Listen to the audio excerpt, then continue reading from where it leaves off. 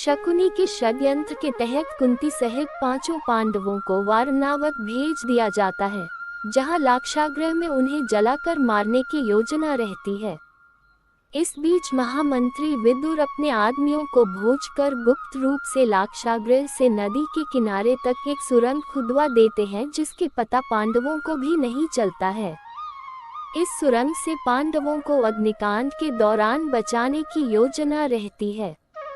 महल में महारानी कुंती के पांव दबाने के बाद जब वह लेट जाती है तो वह सेविका वहां से चली जाती है और उन सभी 5 सेवकों के पास पहुंचती है तो वे पूछते हैं, क्या बात है, बड़ी देर कर दी आने में। तब वह सेविका कहती है, वो बुढ़िया सो ही नहीं रही थी, मेरे तो हाथ थक गए उसके पैर दबाते दबाते। ये सुनकर सभी हंसने लगते हैं। उन सभी की ये बातें महल में छिपे विदुर का गुप्तचर मटकों के पीछे छुपकर सुन रहा था। तब सैन्य प्रमुख कहता है, अच्छा अब बातों का समय नहीं है, सारा कार्यक्रम ध्यान से सुना।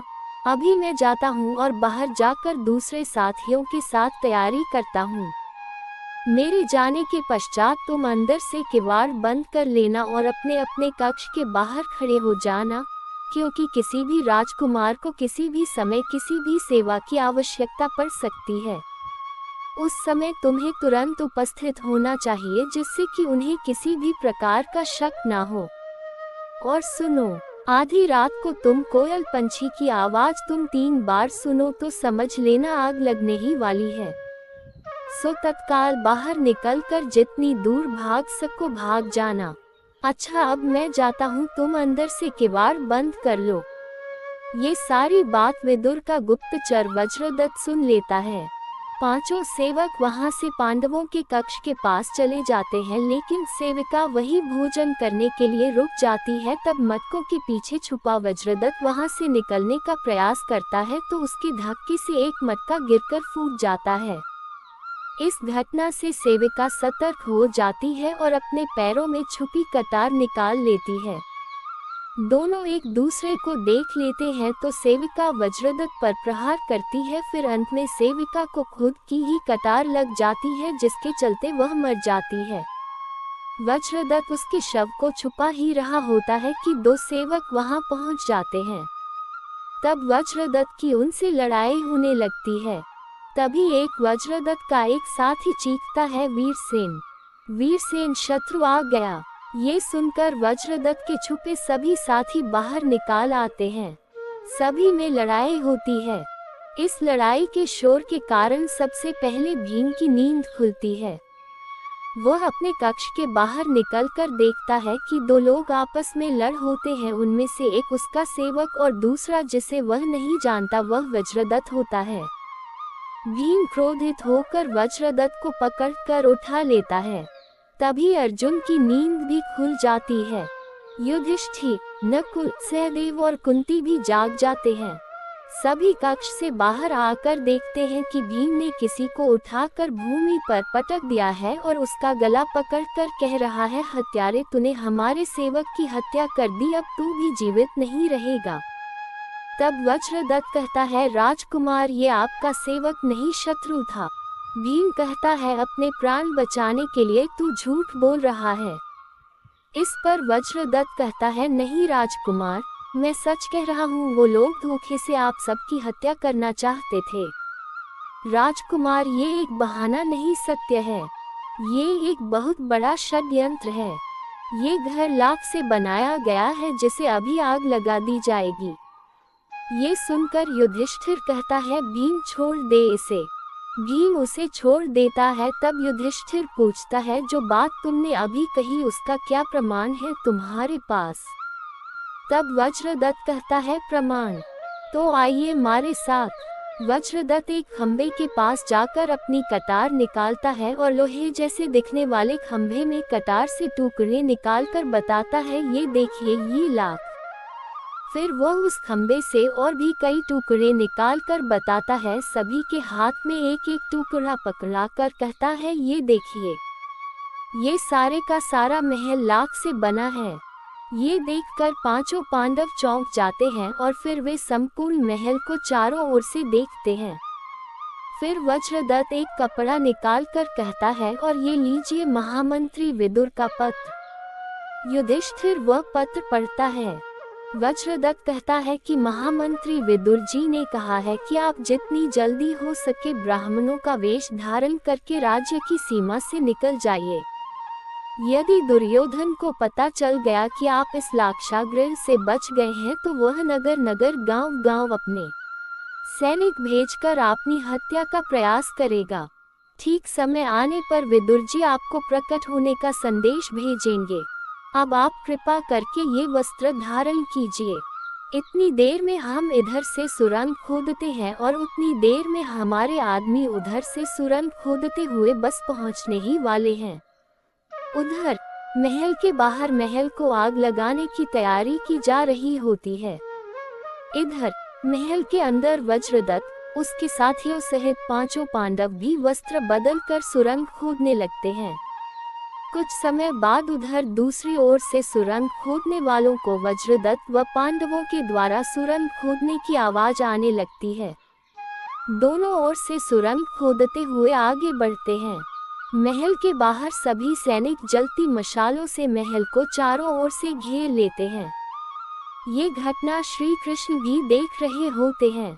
तब एक सैनिक कहता है कि अपने आदमियों को महल से बाहर निकालने का इशारा दे दो। तब एक सैनिक 3 बार कोयल की आवाज निकालता है लेकिन कोई भी बाहर नहीं निकलता है, तो सैन्य प्रधान कहता है आक्रमण, और सभी अपनी अपनी मशालों से आग लगा देते हैं। उधर जैसे ही भीम आखिरी कुदाली मारता है तो दोनों ओर से खोदी जा रही सुरंग मिल जाती है। दूसरी ओर सुरंग खोदने वालों को देखकर कुंती सहित सभी पांडव प्रसन्न हो जाते हैं। फिर सभी लोग सुरंग के उस पार चले जाते हैं। इधर महल में भयानक आग लग जाती है तो ये देखकर सभी नगरवासी एकत्रित हो जाते हैं। सुरंग के दूसरे छोर पर निकलकर वज्रदत्त, कुंती और 5 पांडव भी महल की उस भयानक आग को दूर से खड़े होकर देखते हैं। फिर पांडव उस सुरंग का मुंह बड़े बड़े पत्थर से बंद करके उसके ऊपर मिट्टी डाल देते हैं, जिससे वह सुरंग ढक जाती है। वज्रदत्त कहता है कि अब किसी को सुरंग का पता नहीं चलेगा। युवराज अब शीघ्र चलिए, नाव वाला प्रतीक्षा कर रहा है। उधर वह आग लगाने वाला सैन्य प्रधान कहता है, अरे कैसे नागरिक हो, 5 पांडव वहां आग में जल रहे हैं और तुम सब खड़े खड़े तमाश देख रहे हो।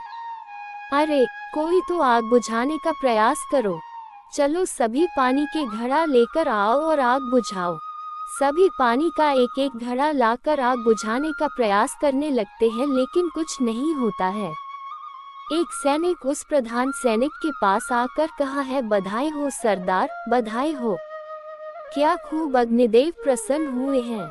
अब वह सरदार कहता है, अरे अग्निदेव की बात क्या करते हो, जब हमारे शकुनी देव प्रसन्न होंगे तो फिर देखना इस सफलता का क्या इनाम मिलता है, वारे न्यारे हो जाएंगे तुम सबके।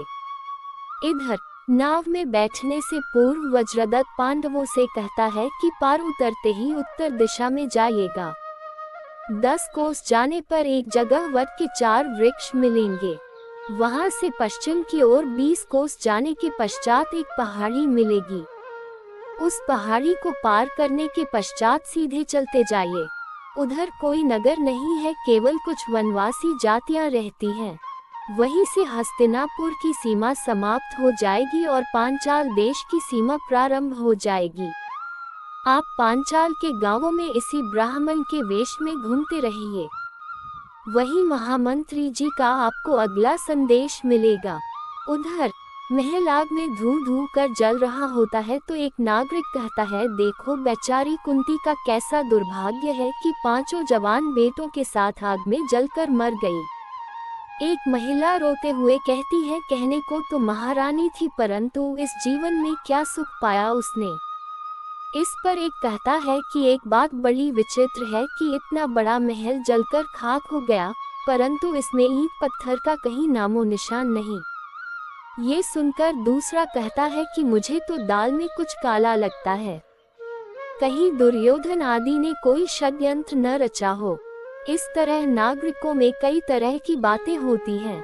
इधर सभी बातें समझाने के बाद वज्रदत्त कहता है कि राजमाता और राजकुमारों के श्री चरणों में सेवक का प्रणाम।